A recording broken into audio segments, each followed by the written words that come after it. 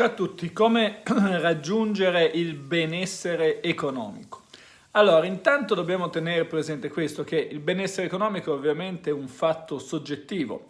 È un fatto soggettivo perché, come diceva Giovannino Agnelli, io economicamente vivo una situazione di benessere quando ciò che desidero posso permettermelo, posso comprarlo, perché se abbiamo dei desideri smodati, i desideri possono essere infiniti e ovviamente anche una persona con una quantità di denaro molto superiore alla media non crede di non poter vivere un benessere economico. Quindi, prima di tutto dobbiamo cercare di veramente, come dire, fare la lista delle cose che crediamo che possano essere veramente utili per noi, per farci stare bene.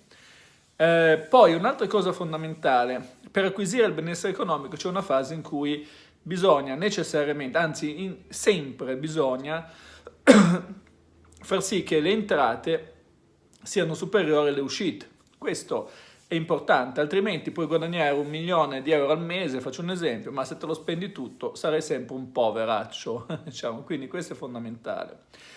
Poi un'altra cosa è quella di differenziare le entrate. Devi avere più entrate, devi darti da fare. C'è poco da fare, ognuno nel suo limite. Le persone che diciamo guadagnano molto, molto intendo, tutto è relativo, comunque su 1 milione di euro l'anno, sono persone che hanno almeno 7 ingressi diversi, quindi perché dopo un po' un ingresso si esaurisce, è molto più facile inserire un'altra cosa, quindi differenziare è molto importante differenziare. Un'altra cosa fondamentale è la strategia. Tu operi in una situazione, devi trovarti una strategia giusta per sapere quello che puoi dare a qualcun altro, perché per ottenere un benessere economico tieni presente che nessuno ti regala niente, quindi devi trovare qualcosa da poter dare agli altri, perché se tu trovi qualcosa di cui gli altri possono avere bisogno, puoi soddisfare un bisogno di qualcuno, puoi soddisfare qualcosa, allora riuscirai a trovare il benessere economico.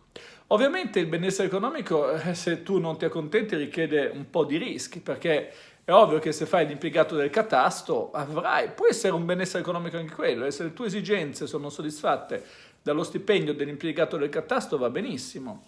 Però è ovvio che più vuoi guadagnare, più devi assumerti dei rischi, perché devi iniziare delle attività imprenditoriali. Puoi iniziare da attività imprenditoriali in piccolo, però devi avere la mentalità. Quindi questo è importante e deve essere un tuo obiettivo, perché uno potrebbe dire: a me va benissimo fare l'impiegato al catasto, avere il mio tempo libero, tanto con lo stipendio da impiegato al catasto riesco a vivere e quindi va benissimo così. Cioè tutto è soggettivo, il benessere economico è soggettivo. Comunque, per un'ultima cosa, per raggiungere un benessere economico considerevole, devi tenere presente questa cosa: non devi arrenderti mai, perché nel momento in cui ti arrendi sei finito, devi sempre continuare. Le sconfitte ci saranno, ma saranno solo delle battaglie perse, perché se insisterai alla fine vincerai la guerra. Quindi questa è veramente la cosa fondamentale. Le persone che sono diventate più ricche, ad esempio i venditori che hanno venduto di più, sono quelli che hanno preso più no. Se hanno preso più no perché se ne hanno presi tanti vuol dire che hanno continuato, non è che hanno mollato subito. Il colonnello Sanders, che ha creato, diciamo, una catena alimentare vastissima che poi ha venduto, diciamo, di pollo fritto, per 2 anni ha ricevuto solo dei no e poi è riuscito a vendere le sue ricette, a proporle secondo la sua metodologia ai ristoranti, e da lì ha creato una catena in franchising di 600 punti vendita che poi lui ha venduto, perché comunque aveva i suoi anni e si è goduto dire, una vecchiaia di lusso. Questo l'ha fatto, però per 2 anni è girato e ha preso dei no. Quindi queste sono le condizioni fondamentali per poter raggiungere dei risultati di benessere economico. Bene, per questo video è tutto, ti do appuntamento al prossimo, ciao!